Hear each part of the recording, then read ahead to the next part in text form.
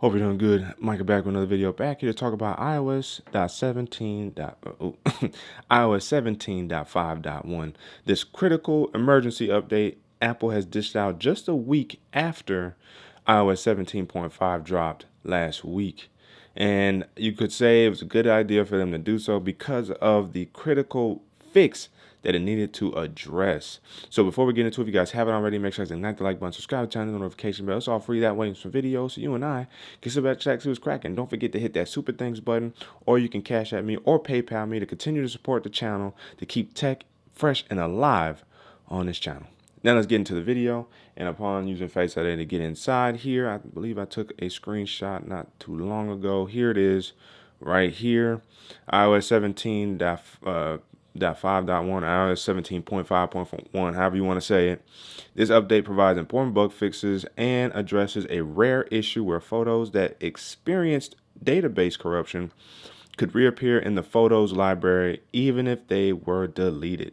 So yes, this deals with basically if you deleted photos. So let's say I can delete this photo. So let's say I delete it, I hit delete, right? Then we come in here to albums, and we come down here to recently deleted. So in the utilities section, well, what could happen is files that were deleted could have been corrupted, and basically what would happen is these photos could return back into your library if they were corrupted. Even if you did a recently deleted, they may have not all the way completely deleted, and then it would restore by accident, and that was after iOS 17.5. So they had to address this fix with this update so that way we wouldn't experience that anymore.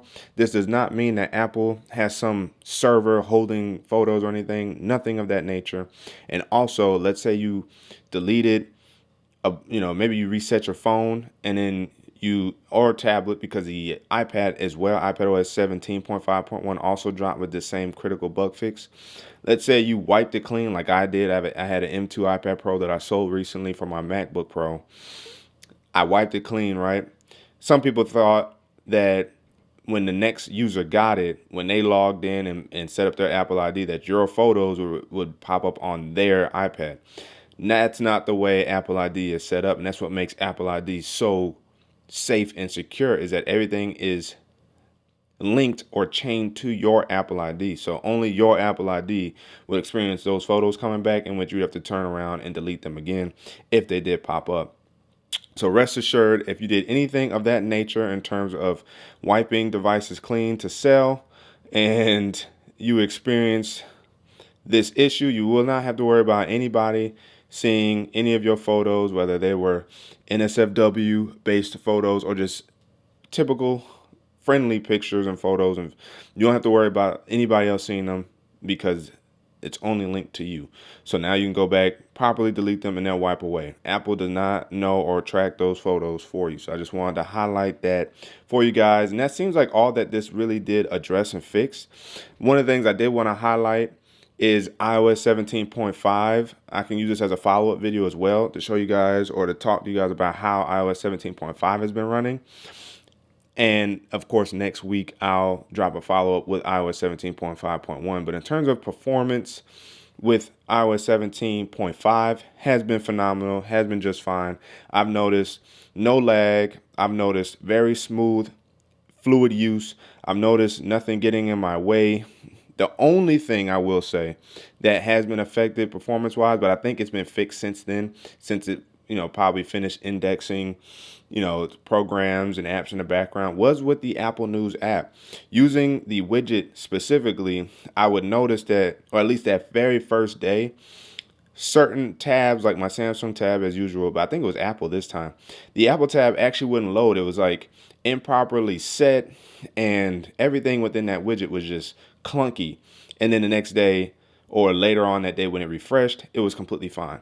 So this is the second time now I've noticed Apple News get heavily affected, or at least a widget app being affected by updates. That was with iOS 17.4 slash 17.4.1, and now with iOS 17.5. Now with 0.5.1, So far everything seems like it's been fine. It's been refreshing like it's supposed to also, which has been a nice thing to see. And granted, iOS 17.5 did bring some updates to the Apple News app specifically, so that could have been the reason why. But outside of Apple News and really the widget in particular for Apple News, everything else has been running very, very smoothly. The weather app loads very nice and quick and fast. I like that. Widgets such as my Widget app has been working just fine as well. And in terms of my typical app usage, if we come in here and hit updates, there have been updates. I have recently switched to a Memoji as well. The apps update have been very consistent and routine on a daily basis. So just from a performance perspective, apps using usability and all that has been just fine. Battery life has also improved with this update. And the reason why I know that is because I'm still averaging about the same amount of battery life, save maybe 10% since I've returned on my always on display. And what I mean by that is if I come in here to display, I scroll all the way down here to always on display. What I was doing was I turned off show wallpaper, so it was just the blacked out AOD. Saved me about a good 10%, 15% on other days.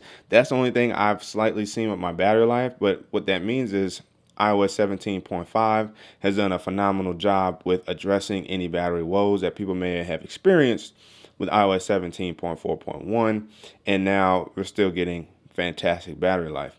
I will say my battery life may differ. We'll see. So far it's been good. Now that I use Apple CarPlay and I used a wired version of it because of my car, that will affect my battery life to some degree because it will have moments of charging taking place, charging that I may not even care for. And even if I did turn on optimize to like 80%, like the 80% limit, if I'm below 80%, it will still try to charge it. And it does actually charge pretty fast in the car. I will say that as well. So that's the only thing that may affect my battery life as of right now. Still debating on whether or not to get wireless CarPlay, a wireless CarPlay dongle or device to kind of circumvent that. But as of now, my battery has still been fine. And if I want to show you guys again here, if we come in here to battery life, you will see that it's still in normal.